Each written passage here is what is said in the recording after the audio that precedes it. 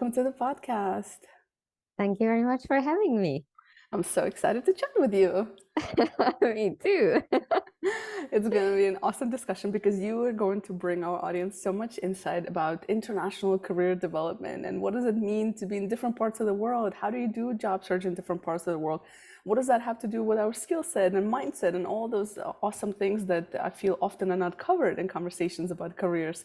So I think you're going to bring a super interesting perspective, which I'm excited about. But before we get to there, tell us a little bit about background of yours. You've had a really dynamic career in life, different parts of the world. So tell us a little bit about you.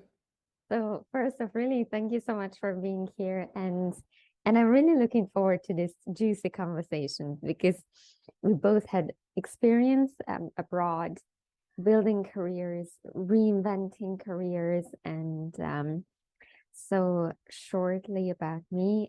So my name is Orshi. I am originally Hungarian. I was born and raised there, and then so far I lived in 5 countries. It's either studies or work. So 5 countries, 3 continents, and the longest stay was in Dubai, where I worked, where I managed career centers in universities. And currently, I live in beautiful Italy, in Milan, where I work as a career coach. I help global professionals in their next move, in their next move, from moving from one place to the other, or getting ahead in their careers, or figuring out their next move. So I hope that today our discussion is going to give some food for thought and consideration to anyone who is interested in or thinking about moving. Mm. Yeah, absolutely. And I think it's so interesting because we often kind of take our experience wherever we go, but often, like in terms of how we do things and how we job search. But as you and I both very much know, is that it's really varies from place to place. So tell us a little bit about that. Like, what have you seen as the biggest differences in terms of career search? Is it easier in some places than others?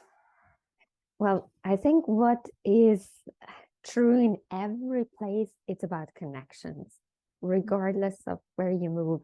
It's connections, networking, and referrals, flat out, in any continent, in any. Some places it's more prevalent, but that's it. We are humans at the end of the day. So for sure, that's a similarity that I see across cultures, across countries. The difference that I have seen is that, for example, in Dubai, it's easier to change careers. So in dynamic, high growth cities or areas, it's way easier to shift from one function to the other, or from one industry to the other. Whereas traditionally in Europe, it's more like a one-track career. It's harder to move. Hmm. Um, so it's so far. I don't know. How is it in the US? Yeah, so it's interesting you say that because I'm also now that I'm kind of thinking, and I wonder. I used to think, okay, maybe it's a generational thing, right? Like just the like previous, like our parents' generation, they didn't really change careers, but it sounds like, from what I hear from you, and also hearing kind of your career journey in Europe right now, and what it sounds like is that some countries are still operating in a very like traditional way, as you said. So, and in the U.S., I would have to say. I agree to some aspect. It depends on the state, on the city. So I think that's Mhm. to your point. Like I think Dubai is very dynamic, and that's why it might be easier. And it's such a mix in a small city, so you're bound to make connections. It's easier to also make connections. So it's a little, and it's also like a new city. So I think in the U.S. the same. Like if you're in a bigger city, Mhm. just a more not even bigger but a more dynamic city with more opportunities depending on industry as well. But do you think in Europe, like what do you think it is about Europe that's stays a bit traditional? Um, I think this is what the market rewards. When you have Mm, more expertise, you get a higher pay traditionally, mm, and it's still very traditional. And there are pros and cons to it, right? right. So the pro is that you can really foresee or see ahead. Well, the con is that it's harder to move Mm, potentially. It's, of course, it's not impossible, and with the right branding, with the right upskilling, it will go. But it's I have seen it's way easier in Dubai, so in global in mm, super global high growth areas. mm.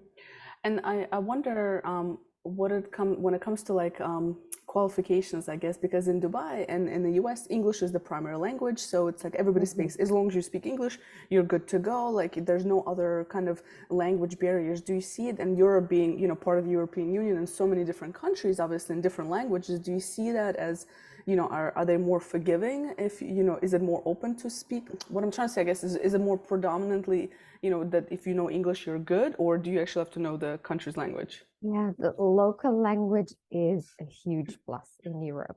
Mm, I would say that there are certain sectors, let's say IT. If someone works in IT or biotech or tech, it's way easier to find English speaking jobs across Europe. mm, But if someone works in HR, talent development, any sales, anything that has to do with the local language, it will be required. right. Which is of course fair enough, because if we work with people, so it's not as if someone speaks English, it might not be enough for given positions. Mm, So it's also something to consider. I mean, Europe is a great place to live for work-life balance, I would say, but something to consider when someone starts job hunting, to keep in mind that there are many job descriptions that say excellent level of Italian and English, excellent level of German and English, and it means they mean it. They are it's really, not preferred. It's like it's not preferred. it's like it's needed. Like it's a must. Yes, It's a yes. must. It's not like a recommendation. No, no, no, no, no. And rightly so. So it's again a tip to really look for, do a research on the job market you would like to discover, and see the positions and see what they require. Mm. And so, what do you see as the biggest challenge, or that maybe you've experienced, or others of some of your clients that you work with, in terms of just career change? Like, right? So it's at the end of the day, we're all humans. So, do you see like themes of the challenges across, no matter where you are, that people run into? Mhm. Well, on a human level, it's impatience. So, because we live in such an instant world. So, when someone reaches a stage that, all right, I would like to have some external help, Mm-hmm. and then they start digging into, oh, this career advising is really helpful. Great. And then they reach out to career coach, career advisor. And then they expect that, great, I want to work in that area in just by clicking buttons, and it doesn't work. So because it's such a delusion that we live in a fast world, but things don't move that fast. Mm. So oftentimes if someone connects me, and then we have an intro discussion, and I always ask them, how quickly would you like to see your move? And they say, well, preferred 3 months, but 1 month would be ideal. And this is this is when I tell them that, oh, great that you're ambitious, but then I cannot work with you, because realistically, it's at 6 months is a good timeline for any move, Mm. and that's, I always calibrate to that. Yeah. Um, so I think in patience is something that is hard to conquer, and also acting like those little small wins, because when someone starts this whole process of investing time and energy, and when you are in month 2, in month 3, when all the interviews are coming but you're not selected, I think that's the hardest to push through. And I'm Mm. saying it through personal experience as well, but also of client experience. So wherever you are on the journey, hang in there. It's coming. Just push through. Absolutely. I see this so much as well, you know, and I agree with you with the 6 month timeline. I think in the US on average, it's like 3 to 6 months. If you're looking for more or less similar roles, it depends on the industry, of course. Mm. Of course, if I think if people changing completely something, then it's, you know, then it might be longer, but it's interesting because you do need time, and I like from I always tell clients I'm like just give it some time, and everybody's like okay I'm just tired of hearing that, Elena. I'm like it just you just need to give it some time, like it you need time, that's it. It's just you can't run away from it, and obviously not just time but actions, like you said, right? Taking actual Right. actions during these times. So what would you recommend for somebody who's like feeling super down and like 3 months, 4 months go by and you're like, okay, I'm getting some interviews, but I'm not really getting any jobs. Like, and I'm just like, you know, at this point, I just want to give up. What can people do? Right. Um, I would say, first off, accepting that this is what it is. There are good days and bad days and good days and bad days, and Mm, it will pass. That's the good news. It will pass. And I would always say, find something that makes you feel good. Okay, I'm not saying chocolate or alcohol, those are temporary things, and sometimes it's okay. yeah. But more like just have super loud music and dance a bit. Hmm. Get yourself out of that victimhood that, oh, I'm it's so sad and da da da, I'm not sure. No, like just push through it. Allow yourself to be in that space for Hmm. some time that, yes, it's hard. It's everyone goes through it. It's tough. But then go out with friends, take your dog for a walk for the fourth time today. It doesn't matter, but just you get out of that headspace within a reasonable timeline. And you Mm, are, it's only you who is responsible for it. No one is going to help you pull you out. Of course, there are friends, so turn to friends, family, but have that mindset. Just catch yourself like, oh, I'm there again. No problem. I can get out of it. mm. Yeah, no, absolutely. I think just keeping moving and like you said, like do things you enjoy, no matter how Mm. small they are. I'm curious also from your experience, because you've moved countries several times. So what has been, and you've moved to most countries, you didn't really know anybody. So what has helped you get to know people and like expand on that network and connections in whatever country you're going to? Mm-hmm. Well, yeah, that's true. Like I moved to places like knowing 0,0 people, like no one. First off, my strategy was always ask for introductions. Hmm. So when I got somewhere, prior to moving, I already started to solicit my network. So as I was moving from Dubai to Milan, I was like texting everyone, hey, this is my next move. Do you know anyone? Do you know anyone like-minded? Hmm. So I kind of like paved the way forward to have coffees, to have chats. I love hiking. So this is how I connect with people. I always recommend connect through hobbies. So any activity, because then that will make you feel a bit more grounded in the Mm, beginning. So hobbies, I always look for networks that are present in the country, or global networks for both genders. It's easier, or it's easy. Currently, I'm exploring PWN. They are very strong in Europe, so I highly recommend it for. what does it stand Um, for? this is an organization for professional women, and by the way, they are just launching their mentorship program. Mm, So the global mentorship program, and they also have local networks. It's similar to Elevate, let's say in the US. mm-hmm, mm-hmm, So look for organizations, look for mentorship. I love these programs because whenever I was new, someone was doing it before me. So I mm-hmm, don't have to mm-hmm. reinvent the wheel. Right. So these also help. And also, it's like a muscle. Like I knew that the first 2 to 3 months are, that's just tough. That I Mm-hmm. would cry a lot, I'll be alone a lot.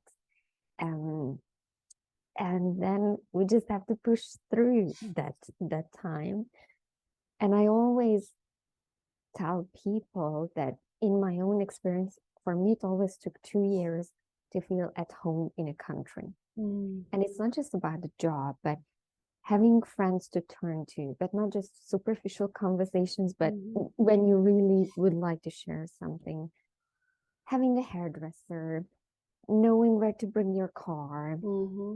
So it always took me kind of like 2 years to feel like, oh, okay, now I have a GP. I know my way around.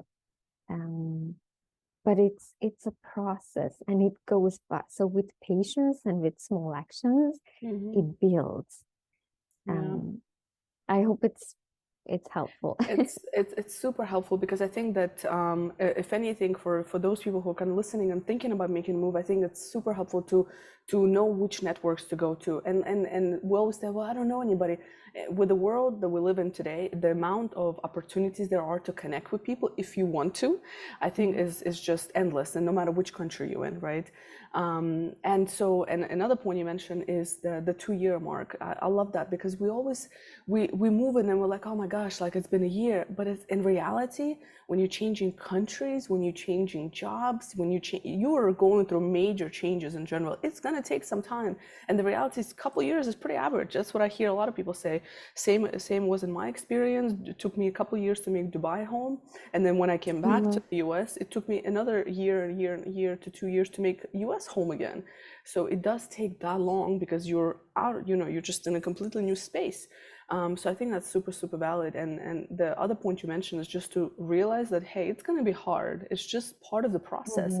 You might as well buckle down and just enjoy it to the best of your ability and cry when you need to and talk to a friend and have a drink when you need to and do whatever makes you happy. So absolutely.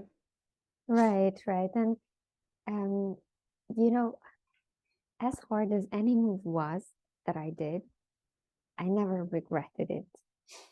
Mm.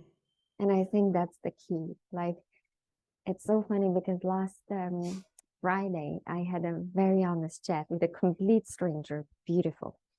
And I was on my way to Zurich. Well, Zurich and Milan is very close. So Zurich being in Switzerland, and I have friends there. So we had a chat with this complete stranger, beautiful, young, successful, professional Romanian. And then she was like, oh, I'm not sure. Should I move? Should I not? Like the usual Yeah. questions. And and then I'm always super excited. I cannot decide for people, but I'm always telling if there is a bug in you, then go for it. Go for it um because it's just something to be experienced, and you can always go back if it's not for you. But um but yeah, regret. I wouldn't like anyone to regret not doing something. Yeah, absolutely. I think that's the biggest is, and like you said, taking a chance. I mean, just you can always go back. Like literally, that's what I always used to tell myself as well. And like you can always go back. Like there's always, you can always go back, but you might not have a chance to make the shift, right? You Right. might not. So like it's like if this sounds like a right time, then just go for it. Like and I think you're the one who told me before. It's like, what's the worst that can happen? So just think of the worst case scenario, right? And Right. it's probably not so bad. Yes, yes, yeah, absolutely. So anyone contemplating, I mean, do study, do some research, understand, and I was writing about, so the least romantic topic about moving countries is finances. And Yeah. it's some, because we always talk about passion and go for it and da da da. And at the end of the day, it's a lot about finances too. Mhm. So would it be a good move for you financially now, later? And also how can you make it happen? So I understand that no one financed my moves. I financed it. So I know what it means to work for 2 years to make that move, Mhm. to be able to make that move and have that Excel sheet ready to know what are the costs, what can I expect, what are the emergencies that could come up. Mhm. So I also advise to be like to stand on the ground and have it ready. So know your finances before you move, because I always ask this question, as you said, like, so what's the worst that could happen? Okay, I will lose X amount of money. Mm-hmm. The worst case scenario shouldn't be I wouldn't be able to pay my mortgage. I wouldn't be so think about the worst case scenarios, but then of course plan for the best. Mm-hmm. Yeah, no, that's such a solid point. But I wonder also when people, so that's a big challenge. But even before some of us get there, sometimes we don't even know where to get started. Like, okay, I'm gonna make a move, but I'm not even sure like what I want to do. So, if we talk about just career change in general, right? Mm-hmm. Because I think when people feel more confident about their skill set in a particular area and the thing they want to do, probably it's a little bit more easier versus kind of like it just adds to the anxiety when you don't even know where to start. And then a lot of people get paralyzed in that. So what do you recommend to somebody who's like, I don't even know where to get started? Like, I'm not sure what I would be doing. I know I want to change my career. I know I don't want to be in this country that I'm in right now. But so what's the starting point? Mm-hmm. Well, I would ask, what are you moving towards? Mm, And in a very holistic sense, what are you moving towards as a person? And mm, what are you moving towards as a professional? And not like in 10 years, but let's say in 5 years. So then when someone has a clear idea on their kind of 5 year self, in 5 years, I would like to be settled and I would like to find a partner. In 5 years, I would like to do this. I would like to achieve this professionally. So, because any move is not just a career move, it's mm. always a professional move too, um, or A personal personal. and professional Mm-hmm. move. So, this is what I would just like an honest, because oftentimes we are not very honest with ourselves. Yeah. But then, if someone is in a state, okay, in the coming 5 years, I would like to experience living in Latin America. And I'm fully aware that I'm not going to make as much as I would in other parts of the world, but I want to enjoy all that 5 years and then get back to whatever job I'm in. Mm-hmm. So because when we have a clear idea, when our brain can make it palatable, that time frame, then magic happens, because our brain starts to work, our hands start to work. But I think clarity is always the first step to move Mm. forward. Mm.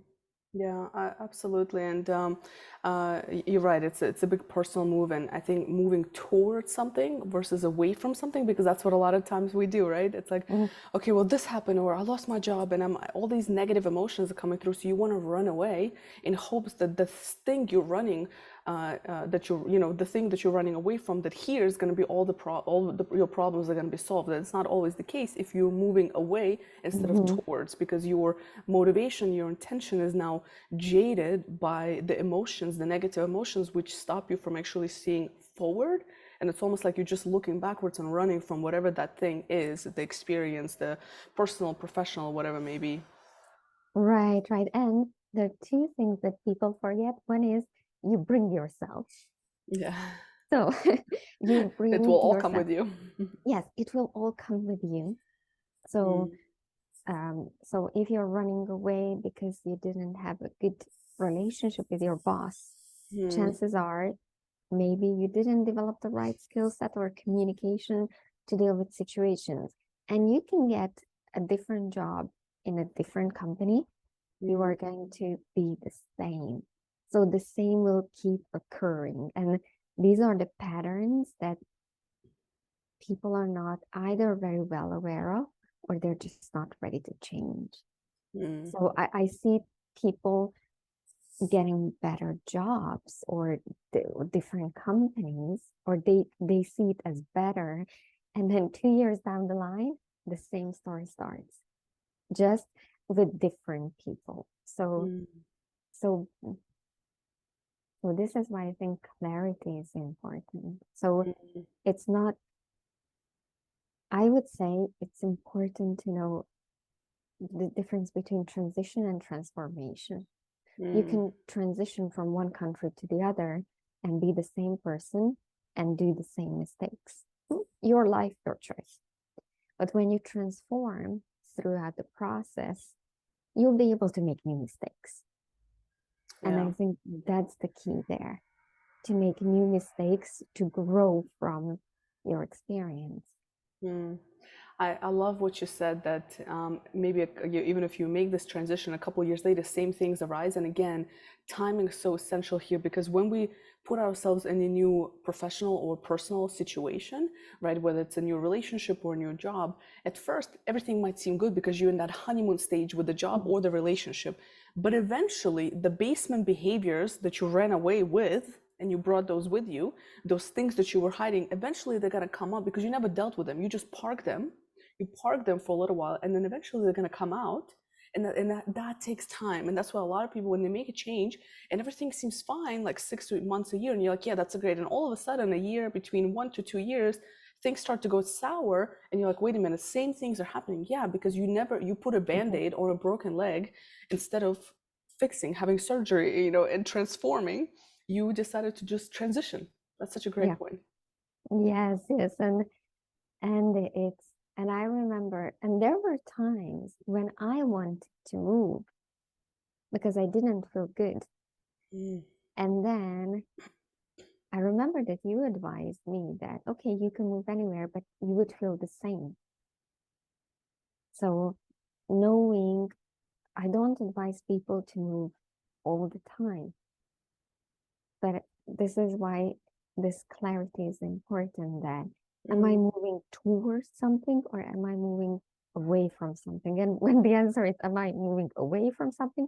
Just stay, do the yeah. work, do the work there, because at least you are in an environment that you're in an environment where people can support you with whatever you need to deal with. I don't think the ans moving or discovering is not the answer for everything. There Mm-hmm. is a time and space for that type of growth, and there is time and space for growing in the known.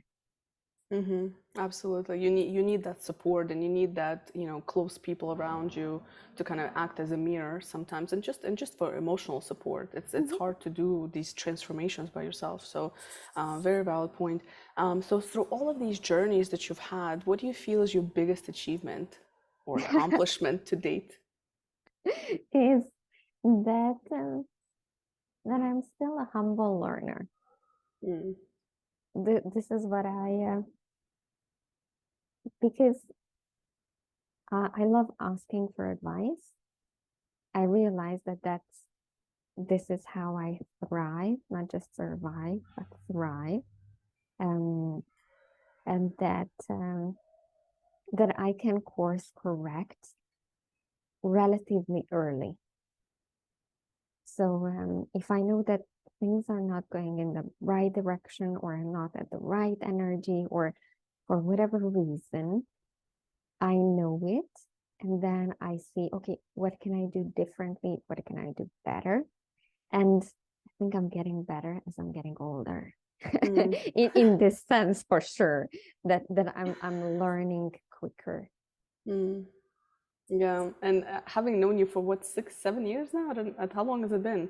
Probably eight or Or nine. 8 or 9? Yeah, it's been a long time. I don't know. Time, listen, the last 3 years just flew by. But yeah, so having known you for so many years, I can definitely vouch for your ability to reach out and to be vulnerable. And I think, if anything, and we talked about this in the past, is you made me, even somebody like myself who doesn't reach out for help, and I have this problem, to where I reach out for help, and you know what I mean. So, and I think just as a friend, as your friend, watching your transformation has impacted me, and I'm sure so many others around you.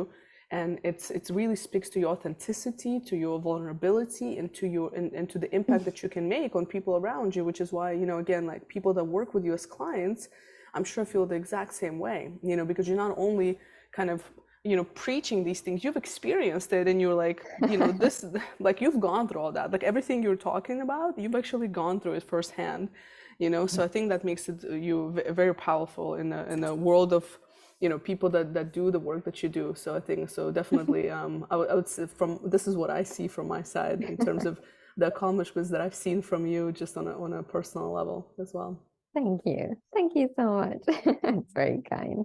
So one question before I ask you my last question, I wanted you to share, where do you hang out with on what, however you say it, where do you hang out at on social media? Where can people get in touch with you? Right. So it's LinkedIn. LinkedIn is my go-to platform. And then my website, luminacoaching.org. But mainly LinkedIn is the platform where I feel where I share, and I share very authentically, and it's not just the career speak, but the people speak as well. Like, because people are making career moves. It's not just the professionals are making the career moves. Yeah, absolutely. And otherwise, you can find me in the mountains around Milan and Switzerland if you are around here.